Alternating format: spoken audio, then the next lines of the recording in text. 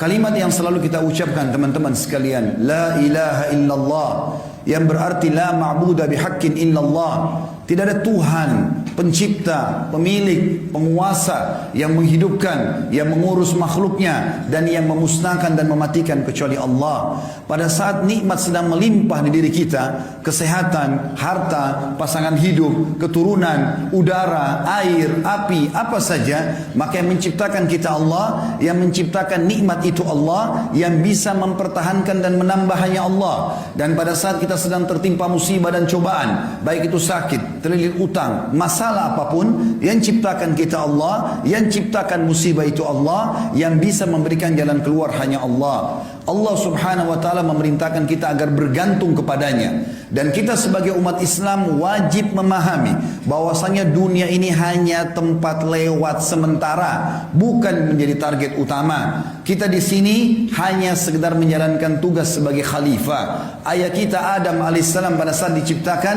Allah kekalkan dalam Al-Quran surah Al-Baqarah yang diikrarkan kepada para malaikat. A'udzu billahi minasyaitonir rajim. Inni ja'ilun fil ardi khalifah. Aku akan ciptakan sebentar lagi sosok manusia yang menjadi pemimpin di muka bumi. Tugas kita memakmurkan muka bumi ini. Kita menjalankan apa yang telah Allah perintahkan, meninggalkan apa yang Allah larang. Dan itu dirangkumkan dengan istilah ibadah, yaitu bagaimana kita menjalankan tugas-tugas kita selama di muka bumi ini, dan kita punya kesadaran penuh kita akan kembali kepada Allah subhanahu wa ta'ala. Allah mengingatkan di dalam Al-Quran, kekal ditelawakan oleh orang-orang beriman sampai hari kiamat. Di dalam surah Az-Zumar, surah nomor 39, ayat 54 sampai 58, yang bunyinya, A'udzu billahi minasyaitonir rajim, wa anibu ila rabbikum wa aslimu lah. Kembalilah kalian kepada Tuhan kalian dan serahkan diri kalian kepadanya. Artinya, yang dia perintahkan kerjakan, yang dia larang jauhi. Kemudian dikatakan min qabli an ya'tiyal adzabu thumma la tunsarun. Sebelum datang siksaan Allah karena kalian melanggar dan jauh darinya, lalu tidak ada yang bisa menolong kalian. Wattabi'u ahsana ma unzila ilaikum min rabbikum, dan ikutilah wahyu yang telah diturunkan oleh Tuhan kalian, dan ikuti yang terbaik yang ada di dalamnya. Min qabli an ya'tiyakumul adzabu baghtatan wa antum la tash'urun. Sebelum datang siksaan Allah kepada kalian secara merata sementara kalian tidak menyadari itu. Ada beberapa wilayah yang tadinya mereka sedang duduk di pinggir pantai, mereka sedang bersantai-santai, mereka ada yang lalai, mereka juga ada yang beribadah sebagiannya. Tetapi orang-orang yang lalai tidak pernah sadar, melihat air yang sangat kecil, terus tiba-tiba menjadi tsunami yang besar. Bukankah ada bangunan-bangunan yang tadinya dibanggakan oleh orang yang kemudian rata dengan tanah? Bukankah tadinya ada orang sehat, berdiri kemudian disedot ke dalam tanah dan akhirnya meninggal dunia?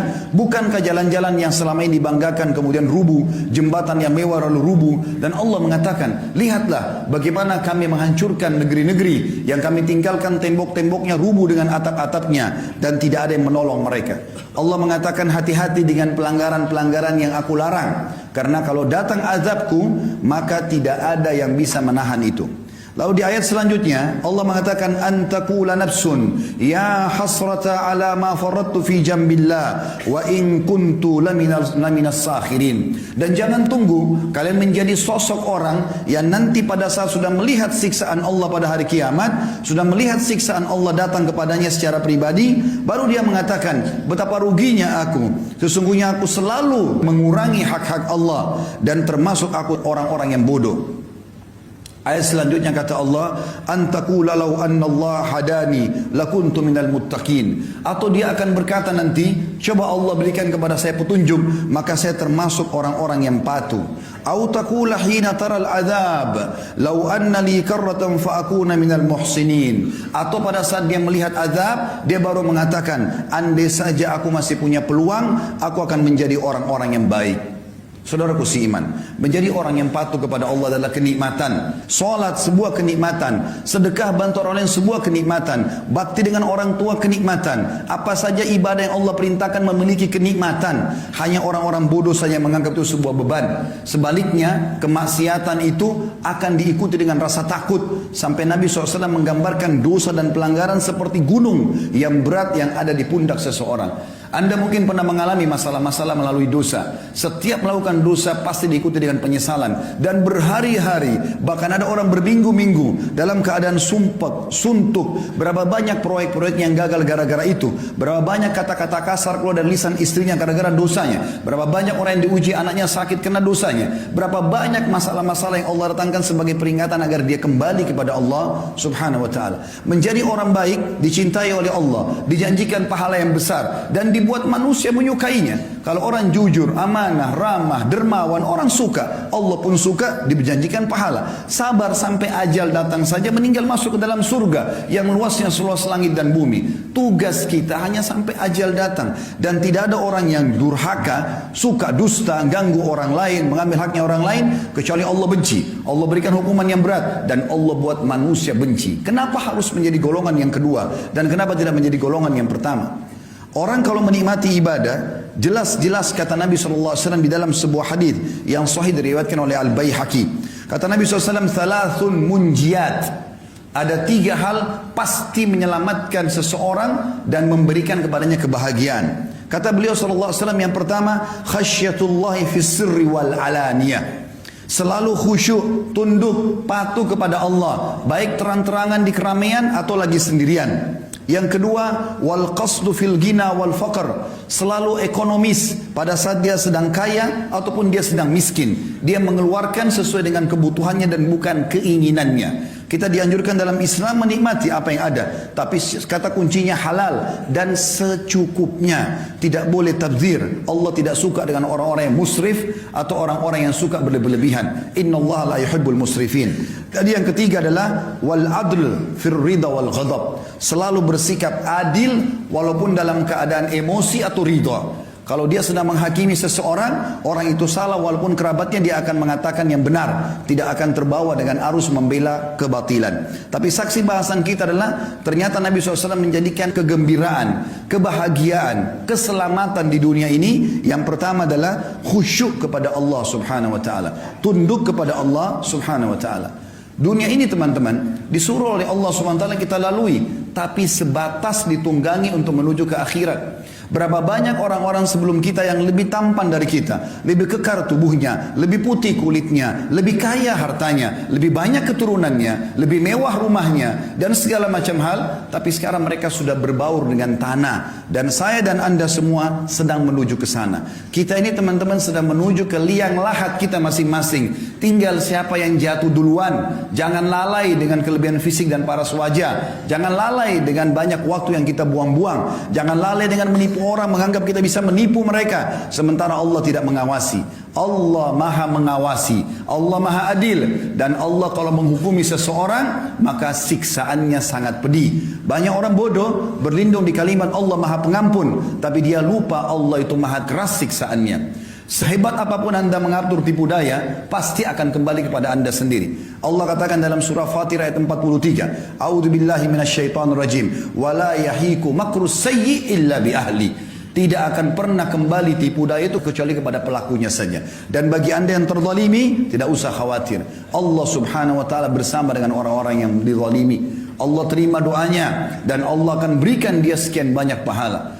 Pernah Hasan Basri rahimahullah digibah oleh seseorang, diceritakan keburukannya. Maka beliau kebetulan baru memetik kurma yang sangat segar dari sebuah pohon. Kemudian beliau suruh mengantar kurma itu ke rumah orang yang menggibahnya, menggunjingnya. Lalu beliau titip surat yang berisi, sesungguhnya aku berterima kasih kepadamu karena engkau telah berbagi pahalamu padaku, dan aku membalasmu dengan setangkai kurma segar ini. Saudaraku seiman, dunia ini kita lalui, nikmati yang terbaik, tapi jangan sampai berlebihan. Dan Nabi SAW menjadikan tolok ukur orang itu bahagia bukan karena banyaknya hartanya, tapi perhatikan kata Nabi SAW apa di dalam hadis yang sahih diriwayatkan Imam Bukhari dalam kitab Adabul Mufrad, man asbaha minkum aminan fi sirbi. Siapa yang tiba pagi hari dalam kondisi jiwanya tenang, mu'afan fi jasadi, jasadnya sehat, indahu qutu yaumi, dia punya makanan yang dia bisa makan untuk hari itu, faka'annama hizat lahu dunya, ketahuilah dunia telah dia kuasai. Jadi di sini pola ukurnya adalah bukan hal-hal yang lain. harta yang kita kumpulkan itu akan menjadi penolong bagi kita di akhirat atau justru menjadi kecelakaan bagi kita. Kata Nabi SAW, Allah berfirman dalam hadis Qudsi, diriwayatkan Imam Ahmad Tirmidzi dengan sanad sahih, Ya ibna Adam, tafarraq di ibadati amla sadraka ginan wa asuddu fakrak. Wahai anak Adam, kata Allah SWT, ini hadis sahih. Kata Allah SWT, wahai anak Adam, lowongkan waktumu untuk beribadah kepadaku. Biar kau lagi dagang, lagi meeting, lagi buat apa saja. Azan tinggalkan semua. Lowongkan waktu ibadah kepadaku, aku akan penuhi dadamu dengan sifat kekayaan. Kau akan selalu merasa cukup. Dan aku akan tolak kefakiran darimu. Wa illa taf'al, kalau kau tidak mau lakukan itu, mala'tu yadaika syugla. Aku akan sibukkan tanganmu dengan banyak kegiatan. Walam asuddu faqrak, dan aku tetap akan membiarkan kefakiran ada di hadapanmu.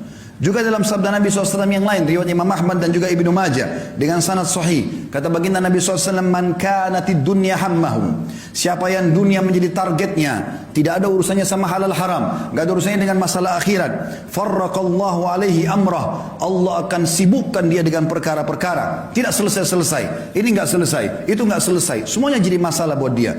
Wa ja'ala faqrahu baina ainai, Allah jadikan kefakiran di depan matanya, biar mobilnya mewah, rumahnya mewah, segala macam ada, tetap dia merasa tidak pernah puas. Walam ya'tihi minad dunya illa ma kutibalah, dan tidak akan sampai kepadanya urusan dunia ini kecuali yang sudah dicatatkan baginya. Wa man kanatil akhirah niyatuhu, siapa yang akhirat menjadi niatnya, targetnya, dunia dia tunggangi untuk ke sana, setiap kali dia membantu orang targetnya untuk akhirat, dia melakukan ketaatan apa saja semuanya untuk akhirat, jama'allahu amrah, Allah akan selesaikan urusan-urusannya. Wa ja'ala ginahu fi qalbihi, dan Allah jadikan kaya di dalam hatinya sehingga selalu dia merasa puas. Wa atathu dunya wa hiya ragima, dan orang seperti ini dunia akan datang mengejarnya dalam kondisi terhina. Dalam pepatah dikatakan, siapa yang kejar akhirat, dunianya akan ikut, dan siapa yang mengejar dunia, akhiratnya akan luput.